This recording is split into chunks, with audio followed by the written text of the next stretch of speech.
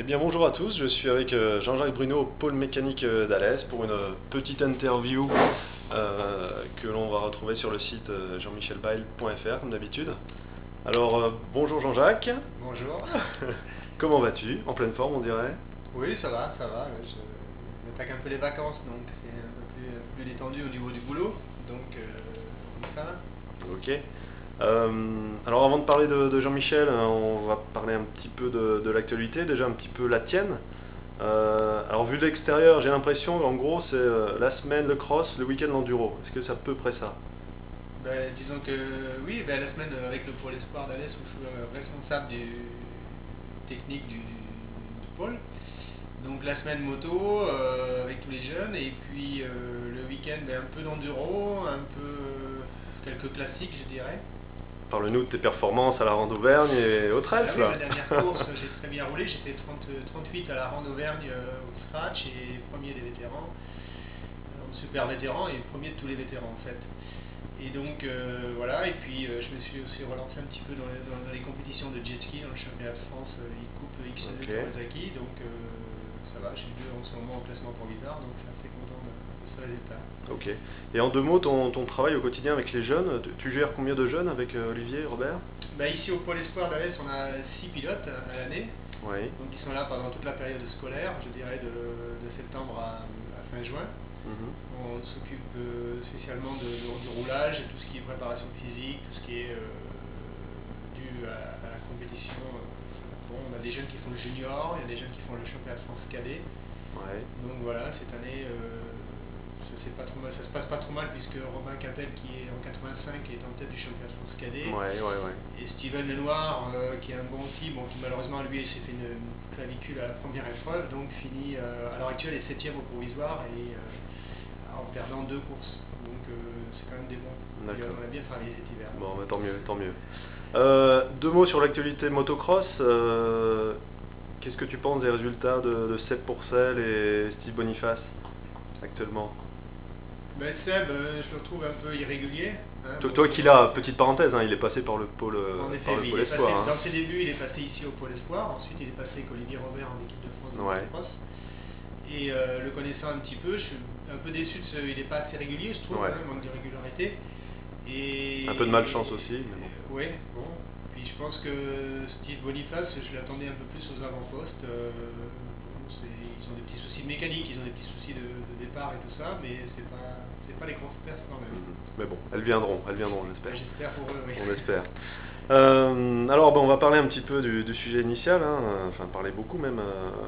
Donc Jean-Michel. Alors en fait, bon, tu as été quand même un de ses proches compères, compatriotes pendant les années 80 notamment. Alors l'histoire a commencé, je pense, avec les stages. En fait, tu le connaissais déjà avant d'avoir fait des stages avec lui? En fait, Jean-Michel, moi je l'ai croisé tout au début, à l'époque du Miniver. Ouais. À l'époque du Miniver, puisque comme j'étais un petit peu à l'époque de Daniel Papon qui était responsable du Ouais, Miniver, ouais. j'étais le parrain du Miniver. Ah d'accord. En Au fait. niveau national en Et fait. au niveau national, ouais. D'accord. Donc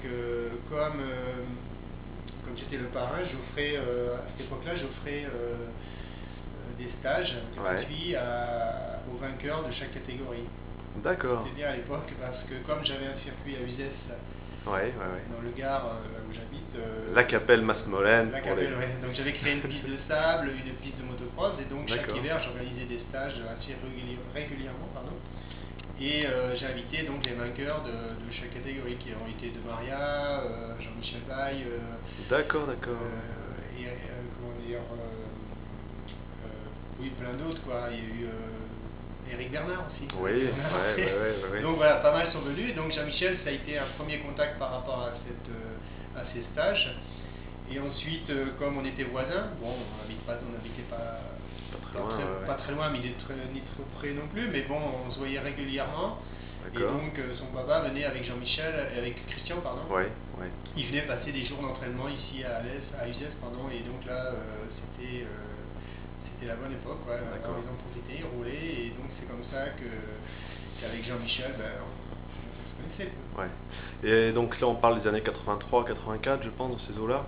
Ouais. Déjà à l'époque, dans la masse de tes stagiaires, est-ce qu'ils ressortaient un petit peu ou pas plus que ça?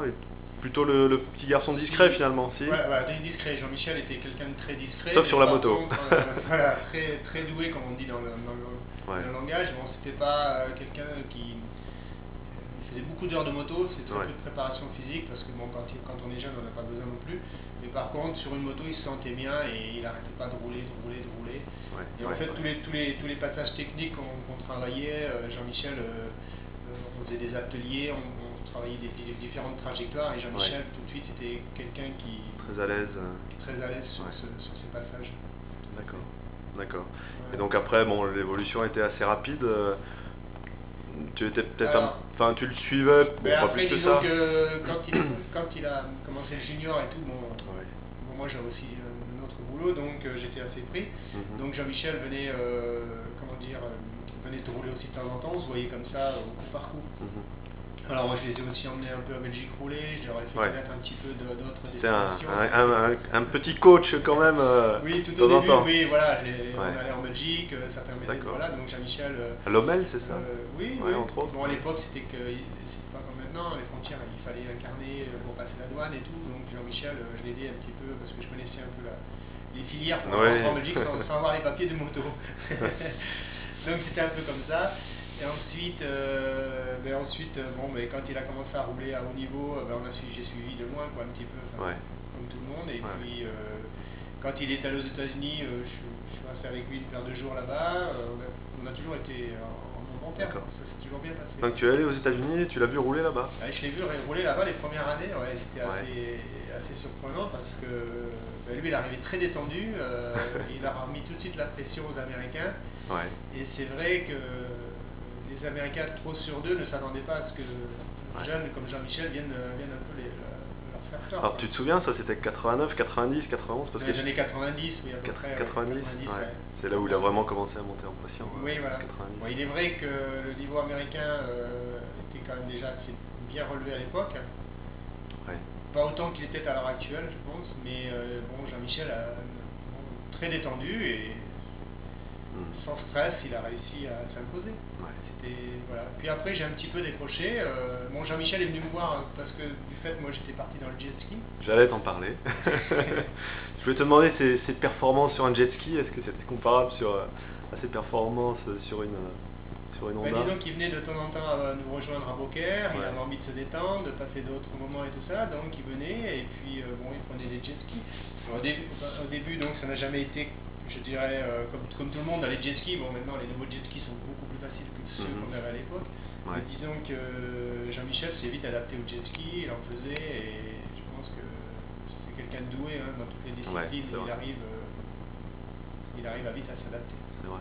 Justement, au moment où il est passé en vitesse, est-ce que tu y as cru? Est-ce que pour toi c'était un pari perdu d'avance ou tu as pensé quoi à ce moment-là? Tu te Non, souviens? parce que je pense que c'était un choix calculé. Jean-Michel ne fait pas les choses sur son coup de tête. Il s'était engagé, il voulait tenter une expérience, il a réussi quand même. Pour moi, c'est réussir ce qu'il a fait. Et c'était pas sur un coup de tête, c'est un choix. Donc ça t'a pas étonné plus Ça m'a que pas étonné du tout, non. Bon, d'accord. Ouais. Et puis pour conclure, quelques mots sur l'homme quand même en lui-même. Je sais pas, qu'est-ce que tu peux nous dire sur son caractère, ses défauts, parce qu'il va bien falloir lui en trouver, hein, on a du mal. Moi, bon, c'est quelqu'un de très renfermé, hein. Jean-Michel, Ouais. c'est pas quelqu'un qui s'étale comme ça, à parler avec tout le monde, ou quelqu'un qui aime bien sa solitude aussi. C'est quelqu'un de très gentil, hein, moi j'adore. Je veux dire, quand on se voit, on parle un moment. Bon, c'est vrai que maintenant il a pris un peu plus d'âge, donc il rentre un petit peu dans des critères.